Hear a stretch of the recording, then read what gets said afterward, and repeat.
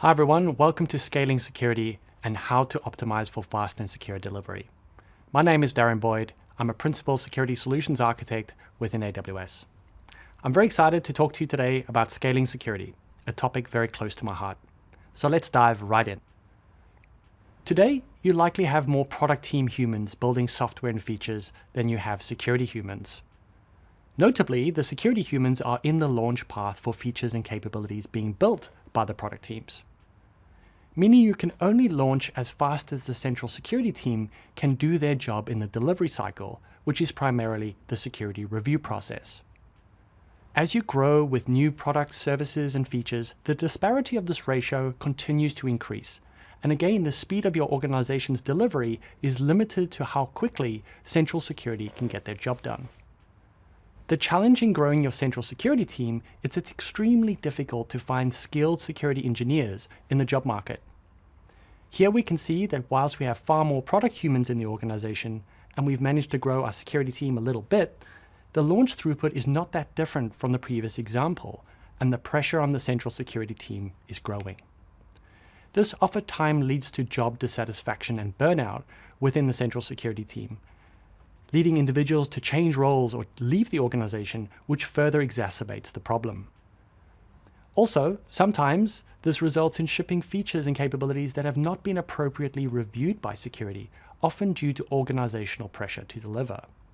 These kind of outcomes can lead to a security vulnerability being exploited post-launch, which can be extremely costly for organizations to address, both financially and reputationally, and may require central security to redirect resources towards incident response and away from security reviews of new products and features. So what needs to be done? You need to scale security and optimize the use of your central security team. For the remainder of this talk, I'll be sharing what I've observed to work well in achieving this. Let's start with a foundational concept, something that has to be fostered and supported from the top of your organization: distribution of security ownership. Product teams likely already own their own revenue or cost center, the backlog and availability of their service. Product teams need to own the security of what they build and run. The central security team is already likely the owner of the organization's overall security, but they need to evolve into becoming an enabler for product teams to deliver and operate securely. With this, we're setting a key foundation for scaling. Everything else I'll be sharing today builds on this. Let's look at the next optimization, which builds off the previous: scaling of application security expertise into product teams. A key process that central security perform in the delivery lifecycle of new products and features is the security review. Your organization may call it by a different name, but it's a process to understand and minimize risk posed by applications and features to your customers and to yourselves. This process typically includes threat modeling, security testing, resolution of issues, and ultimately approval. This process is required to be completed before launch, and central security typically have a gated approval to allow for launch. The speed of delivery and launch of new services and features is directly impacted by how quickly one can move through this process. The central security team cannot be experts in every custom application and feature. This context, however, is needed to perform a good security review. Central security are having to spend a lot of time understanding the architecture, design, and components of products and features in order to perform the security review, in particular during the threat modeling exercise. The product teams are experts in their applications and features, but are not necessarily application security experts. But application security principles are non-contextual and can be learned and applied relatively quickly. If these principles were applied to their work products prior to entering the security review process, this reduces the per feature effort required by central security and hence allows for more features to move through the process quicker. Therefore, to accelerate the speed through the security review process, it requires a partnership between central security and product teams. But how do you build and foster this partnership?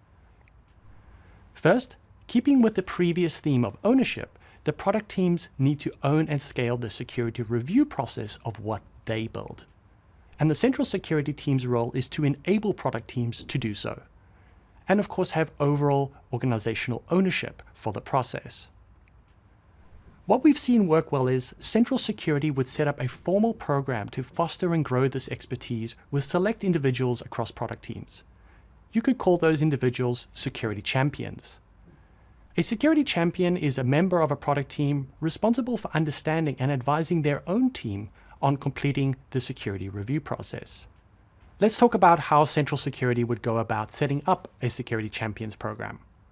The goal of this program is to extend security ownership to all teams, make products more secure, and shorten the time teams spend waiting for and completing security reviews. To start, those specific individuals, our security champions, would need to be identified. Central Security could bootstrap this process by recruiting security-minded professionals within product teams, as they would really likely have a sense of who could be good candidates based off of previous interactions. You could look more broadly for these individuals within business units under which multiple product teams sit. As a security leader, you would need to work with the rest of your business leaders to set a top-down goal and expectation to have a nominated security champion in every product team. Next, this program would have a formal onboarding and ramp-up path, which provides the individual security champions with the required training and enablement on your organization's application security processes, key policies and standards, and training on key security review activities, such as threat modeling. Central Security would then support this onboarding with mentoring from an onboarding buddy that would shadow and guide them. Then, to begin to foster a community of collaboration and learning between champions and the Central Security team, you'd want to set up a communications channel. This could be a Slack or a Teams channel. Here, the champions can share and collaborate on ideas and ask questions of Central Security in a safe space. Building off of the community building in the comms channel, the program should have formal goals around ongoing enablement and knowledge sharing on topics of application security. These could be a combination of internal mini-conferences or monthly enablement sessions. These could cover topics like how to use our secure development practices, the organization's tooling for application security, threat modeling walkthroughs, and upcoming security campaigns. Finally, and importantly, as a program, use feedback mechanisms to gather anecdotes and data. First, on the impact and areas of improvement of individual champions to drive constructive improvement and recognition, and secondly, to measure the impact of the overall program. Consider metrics like number of champions over time. Are you growing the community? Percentage product teams with a nominated champion. How are you tracking to that top-down goal? And most importantly, average day in a security review with a champion versus without. With your security champion program started and your champions identified, what does this partnership look like in action? It starts with a product team creating the initial threat model for the upcoming feature or service. Threat modeling is a design time activity where potential threats such as software vulnerabilities or the absence of appropriate safeguards can be identified, enumerated, and mitigations can be prioritized. A threat model requires a deep understanding of the design, something that the product team are best positioned for. The product team would create the initial threat model, leveraging resources, guidance, and self-service training provided and maintained by the Central Security team, including threat modeling training and a set of expected baseline security controls. The product team would consult with their security champion, who will work with them to ensure that it meets the entry expectations of the security review process. Learning how to threat model is outside of the scope of today's talk. But at a high level, the process takes you through three main steps or phases. What are we building? This the product team know intimately. What can go wrong? These are the threats and vulnerabilities. What are we going to do about it? These are the security controls and mitigations. Threat modeling has been covered in a previous talk and in a blog post on the AWS Security blog. These QR codes will get you to those resources, and they're a really good way to get you started. Central Security should own and maintain a set of baseline security controls for AWS services and other technologies that they believe should be in place for most use cases. As a product team, you would want to include the applicable controls as part of the "what are we going to do about it" threat modeling step. In the first two listed baseline security examples on the slide around the use of AWS CloudTrail for audit logging of API calls and ensuring Amazon Simple Storage Service buckets, or S3 buckets for short, are non-public. the central security team should provide out-of-the-box alignment with these, as they could enforce both controls as part of AWS account vending. For the third example, which is centered around the principles of least privilege, this requires more human intervention to assess and perform a judgment call. The aim is to automate those that can be programmatically determined, and in doing so, ensure the product team and central security are working on higher value items that require human intervention and specific expertise. When coming up with baseline security controls for your organization, you can get a good starting point by looking at the security pillar of the AWS well-architected framework. Also, have a look at AWS Security Hub and specifically its foundational security best practices standards for examples of ones that can be programmatically determined. This same service can be used to provide detection and alerting capabilities, for example, for public S3 buckets. Armed with the initial threat model and an assigned security champion, a request would be made to the central security team to initiate a security review. The prereqs would be checked, and if it's all good, an engineer would be assigned. Notably, we're now at a point where there are higher quality inputs into the security review process than before, hence reducing heavy lifting for the central security team.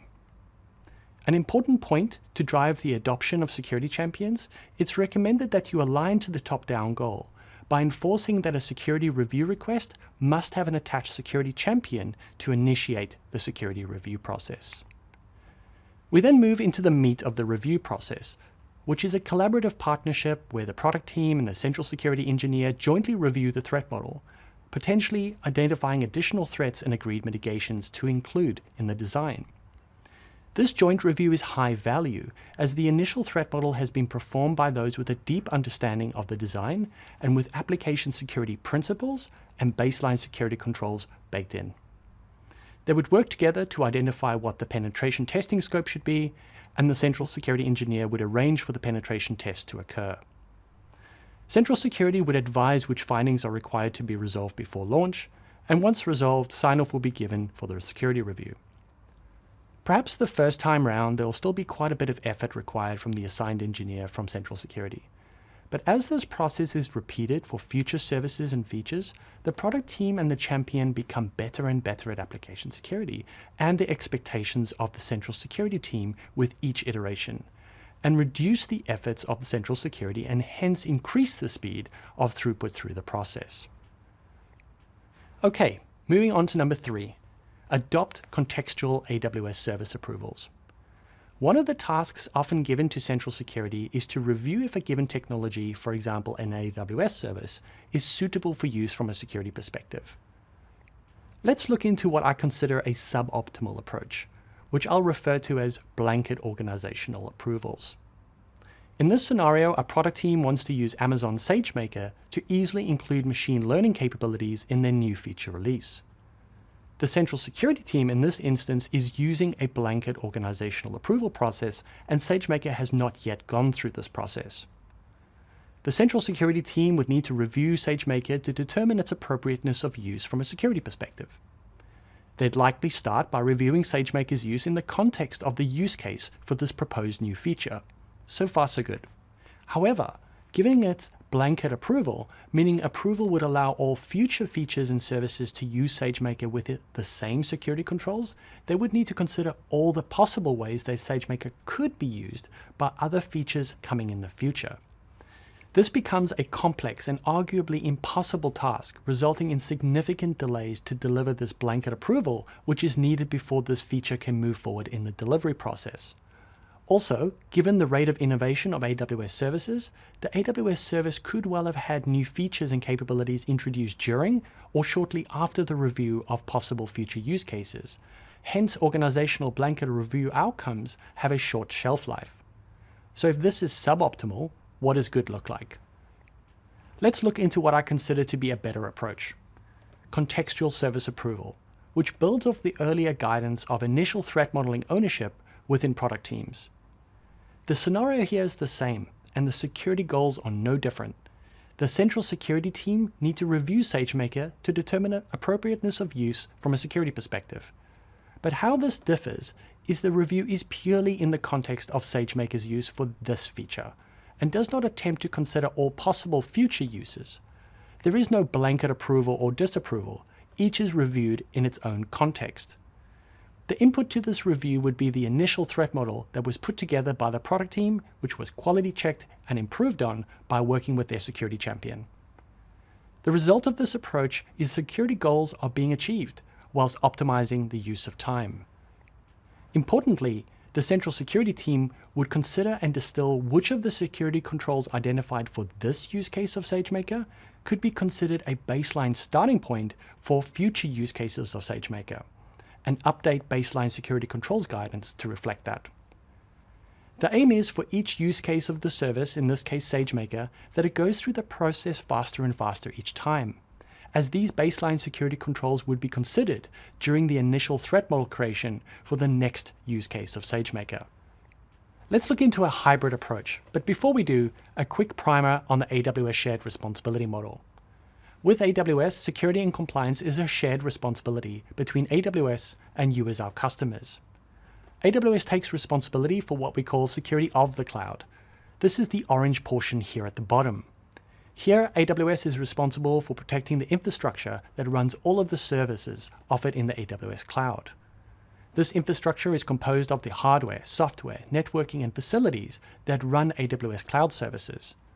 For the portion at the top in blue, this is your responsibility as our customer and what we call security in the cloud. Customer responsibility will be determined by the AWS cloud services that a customer selects. Back to security of the cloud, the AWS responsibility portion in orange. We don't simply ask that you trust that we do good things on our side of the shared responsibility model. Instead, what we do is invest in our compliance programs. AWS participates in over 50 different compliance programs where we are audited by third-party independent auditors. These compliance programs include SOC 1, 2, and 3, PCI DSS for the payment card industry, IRAP for here in Australia, and many more. And we make the audit reports for these available free of charge via the AWS Artifact service. Okay, with that primer done, let's look at a hybrid two-stage approach. For some customers, for example those that are regulated, may for certain use cases only want to consume AWS services where the AWS responsibilities portion of the service is in scope for one of our compliance programs. This gives customers a compliant foundation for them to build on top of and achieve and maintain their own compliance on their side of the shared responsibility model. In this scenario, the organization has a policy that only AWS services that are in scope for PCI DSS should be used for workloads that handle payment card data. This is a first stage organizational allow list. Then, just like the previous scenario, a contextual review of SageMaker's use for this feature is performed as part of the security review process. This is a second stage contextual service approval. So here we have a hybrid approach that you may want to adopt, particularly if you're in a regulated industry. Okay, let's shift to some technology optimizations and talk about blueprints. Blueprints are codified artifacts vetted by central security team that allow the product teams to deploy secure by default solutions or building blocks to solve a specific problem. For example, this could be infrastructure as code templates for product teams to deploy an AWS service or set of services with security controls reviewed and vetted by central security. The aim of central security would be to ensure as many of these baseline security controls applicable exist in each blueprint. An example here is that central security have vetted a blueprint for what they deem to be a secure S3 bucket. This is provided as deployable infrastructure as code CloudFormation template. Product teams can use this to accelerate their secure development and increase the pace at which they pass through the security review process to launch. But do not enforce the use of blueprints. Let me explain. Oftentimes, blueprints created do not meet all of the needs of the product teams that would be consuming them. Product teams may want additional features that the blueprint does not cover, which do not necessarily impact the security properties of that blueprint. For example, this product team wants to use Amazon S3 data lifecycle rules to optimize the use of storage tiers to reduce cost, and wants to use S3 versioning for additional data protections. The central security team could go ahead and build that custom blueprint, but of course that is engineering and testing cycles, which is going to slow down the delivery and take central security away from higher value tasks. It also doesn't scale. With each product team needing some modifications, we could land up with 78 different versions of a central security vetted S3 bucket blueprint, which all need to be maintained, again requiring cycles from central security. So what would be a better way? Don't enforce the use of blueprints, instead validate that desired security properties are in place. Here the product team have modified the provided blueprint with the additional features that they needed, namely the lifecycle management rules and versioning. Looking at the earlier central security vetted S3 bucket blueprint, let's consider the security properties of it. The S3 bucket should be non-public, encrypted at rest with an AWS Key Management Service key, and have encryption of data in transit using TLS. The central security team can define these desired properties in a rule set in their policy as code evaluation tool of choice, sometimes called a linting tool. AWS CloudFormation Guard is a good example of such a tool. Now the central security team can automatically run the linting tool against the modified blueprint template provided by the product team, and if the desired security properties are met, then it's good to go. If they don't, a notification is sent back to the product team of which security properties are not being met. This again is ensuring more security expectations are in place before the security review process begins, and hence will move through faster. Okay, final one. Using the power of automated static analysis tools coupled with auto-resolving tickets. With application code and infrastructure as code, product teams are naturally using a software version control system as part of their workflow. The infrastructure as code use case we covered in the previous optimization is a good example of, as a security team, you could have automation to automatically scan for new commits, identify infrastructure as code templates, and have the template run against your linting tool of choice with an ever-evolving rule set aligned to your organization's baseline security controls or specific security campaigns that you are running. In this scenario, the product team's S3 bucket CloudFormation template they committed to version control has failed linting checks because the desired security control of encryption in transit with TLS is missing.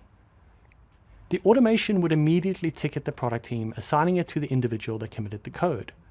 This can occur in near real time, so the developer is still in the headspace of design and can more quickly adapt the configuration to match the desired security properties or engage with a security champion for guidance. Importantly, and often overlooked, is to have the automation re-evaluate if the risk has been resolved and automatically resolve the ticket. Also, if the ticket was erroneously resolved, to automatically reopen it. This has a number of key benefits. It reduces the demand on the central security team as no human intervention is required, gives positive confirmation to the product team that they've solved the issues, and ticketing metadata can be used to drive key metrics, including how many security issues are being discovered and resolved without any human intervention from the central security team. This metric is a key gauge for your return on investment on the automation. The infrastructure as code use case is just one example of the key principles at play here. You should consider code committed to version control as an opportunity to apply to other areas like secrets embedded in code or dependencies being used with known vulnerabilities. Okay, let's bring it all together and summarize the outcomes that you should expect for each optimization and key actions to take. Distributing security ownership. Product teams need to own the security of what they build and run. Central security needs to own the security of the organization as a whole, and importantly, evolve to become an enabler for product teams to deliver and operate securely. This sets the foundation on which everything else builds. This requires top-down support and appropriate organizational change management. If you're a security leader in your organization, you would need to gain commitment and buy-in from your business tiers to make this a reality. And if you're not, you may want to encourage that your security and technology leaders watch an on-demand version of this talk. Next, scale application security expertise into product teams. A well-run security champions program contributes towards the goal of extending security ownership to all teams to deliver fast and secure. With this, you'll be driving high-quality human inputs from the product teams into the security review process, starting with the initial threat model. The result is more security expectations are in place before the security review process begins, meaning it can move through faster and faster each time, as product teams are continually getting better at application security principles and threat modeling through practice and ongoing enablement from the program. Training and mentorship are paramount to the success of the program. You need verifiable learning paths and support mechanisms established upfront. The measurement of speed improvements as a result of a security champion being attached to a security review is a key metric to measure the success of this program. By adopting contextual AWS service approvals, you'll be optimizing the efforts of your central security team by limiting the assessment of the appropriateness of use of a given AWS service from a security perspective to the context of the workload or feature it's being used for, rather than organizational blanket approvals. This ensures that all important context is used to determine what vulnerabilities and mitigations exist and what the appropriate safeguards are, without burning cycles on the high-effort, low-value task of trying to determine the same for every possible use case coming in the future. This results in faster per-feature go-to-market for product teams. Blueprints are a way to accelerate product teams with solution building blocks that have been vetted by central security.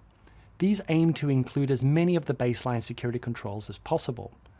Enable developer freedom by not enforcing the use of blueprints. Rather validate that the desired security properties are in place. In this way, product teams can choose to use blueprints, modify blueprints, or handcraft their own infrastructure as code templates, all while maintaining the same degree of security versus if the blueprints were being enforced. This again is ensuring more security expectations are in place before the security review process begins, and hence will move through faster. I'd suggest that validation of desired security properties is prioritized above building blueprints for a few reasons. It's more scalable for the central security and product teams as it focuses purely on the security properties and does not hamper developer freedom. The ticketing data of which security checks are failing validation most often for a given AWS service or pattern can be used to inform a prioritized backlog of blueprints to build. And finally, the policy as code linting tests for the presence of desired security properties enables test-driven development of blueprints, as the test cases have essentially already been written. If you're keen to learn more about blueprints, you may want to check out another session over at the developer track. It's called Build Fast and Safe Using Compliant Application Patterns, which covers a solution that empowers developers to use and contribute to a catalog of application patterns or blueprints across the organization. Finally, automation with auto-resolving tickets.